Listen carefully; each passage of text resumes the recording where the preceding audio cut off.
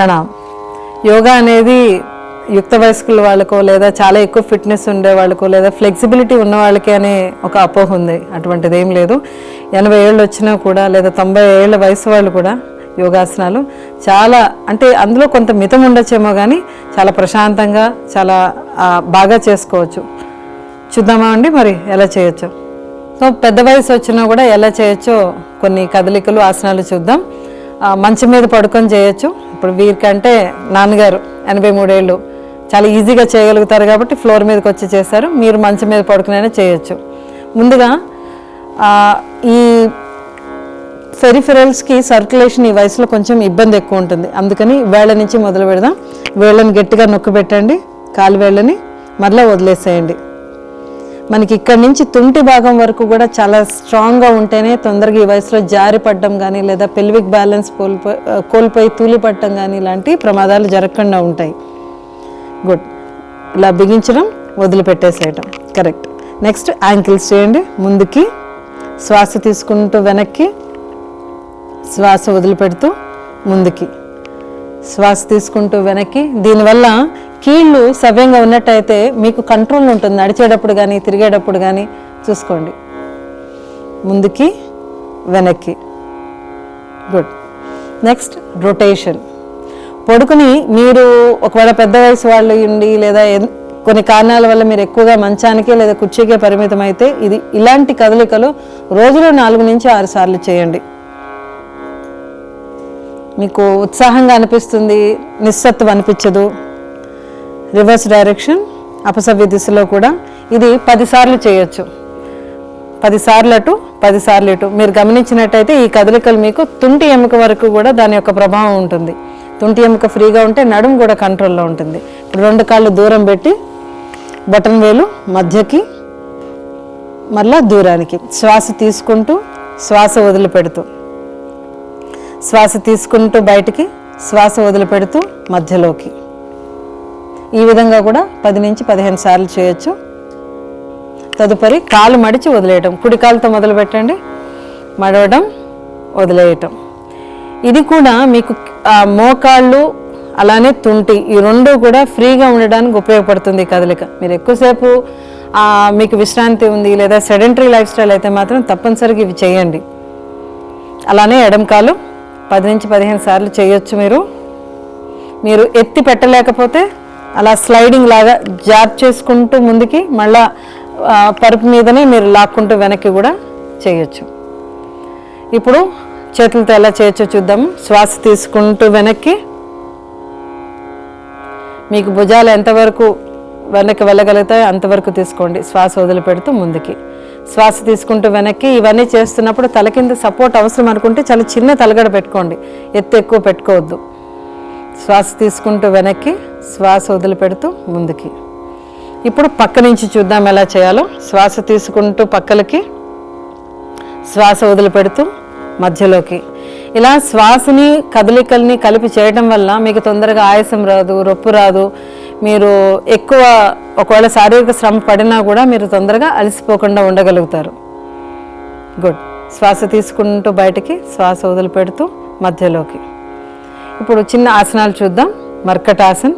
And ఇదివరలో చెప్పినట్టుగా ఎప్పుడు అవసరమైనా కూడా కదలికల తర్వాత కానీ లేదా వ్యాయామం కానీ ఆసనాల మధ్యలో కానీ అవసరమైన ప్రతిసారి కూడా కొంచెం బ్రేక్ తీసుకొని ప్రాక్టీస్ చేయండి.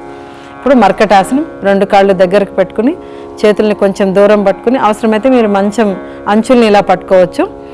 కుడివైపుకి ఎడంవైపుకి కదులుతారు. కుడివైపు కదులుస్తున్నప్పుడు మెడ మీకు ఒకవేళ అనుకూలంగా ఉంటే కనుక మెడని ఆపోజిట్ డైరెక్షన్లో ఆ విధంగా తిప్పాలి. శ్వాస తీసుకుంటూ మోకాళ్ళు ఎడం వైపు, తలని కుడివైపు. మళ్ళా శ్వాస తీసుకుంటూ 2వ వైపుకి. ఈ స్పైన్ అంతా కూడా వెన్నుముక ఇలా ట్విస్ట్ చేయబడుతుంది. మళ్ళీ శ్వాస వదిలిపెడుతూ మధ్యలోకి. మళ్ళీ శ్వాస తీసుకుంటూ మీరు గమనించినట్లయితే మీ వెన్నుముక అంతా కూడా ఇలా బట్టని పిండినట్టుగా అవుతుంది. ఇలా ఒక 10 నుంచి 15 సార్లు చేయొచ్చు. కుడివైపుకి ఇంకొకసారి, మరలా ఎడం వైపుకి.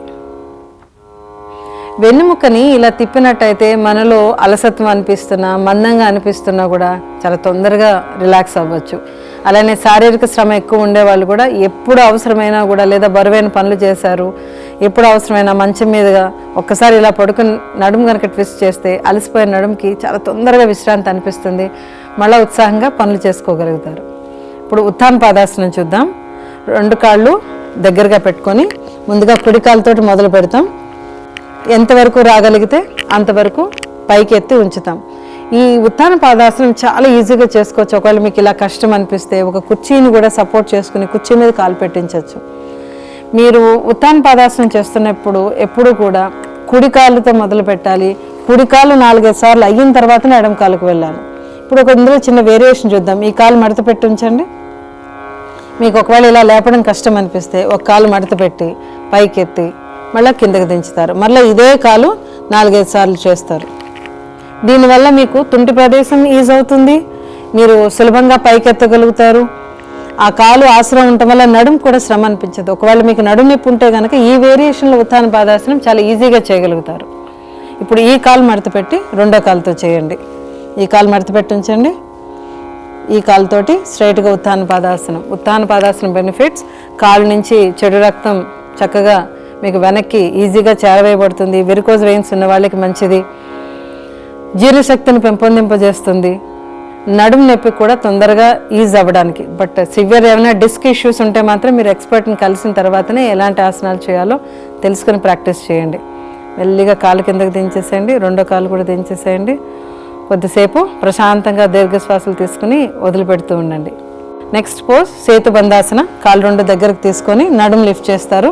తలని విశ్రాంతిగా దిండుపైన ఉంచండి, లేదా దిండు హైట్ ఉందనుకుంటే తీసేసేయండి. పాదాలు ఇంకొంచెం దూరం ఉండాలి ఒకదానికొకటి. ఈ సేతు బంధాసనంలో మెడల కింద కనుక తలగడ ఉన్నట్టయితే మీకు ఎక్కువ ఒత్తుకుంటుంది, అందుకని వద్దంటాము. నడుముకి బలం చేకూరాలన్నా, ఈ మొత్తం పెల్విక్ గ్రిడిల్ అంతా కూడా స్టేబుల్గా ఉండాలన్నా వృద్ధాప్యంలో ఉన్న వాళ్ళకి ఆసనం చాలా ఉపయోగకరంగా ఉంటుంది. 4 సెకండ్ల నుంచి 10 సెకండ్ల వరకు ఉంచవచ్చు. 4 నుంచి 10 సార్లు కూడా దీన్ని రిపీట్ చేయొచ్చు. రిలాక్స్ చేసిన తర్వాత 1-2 సార్లు దీర్ఘశ్వాసలు తీసుకొని మళ్ళా ప్రయత్నించవచ్చు.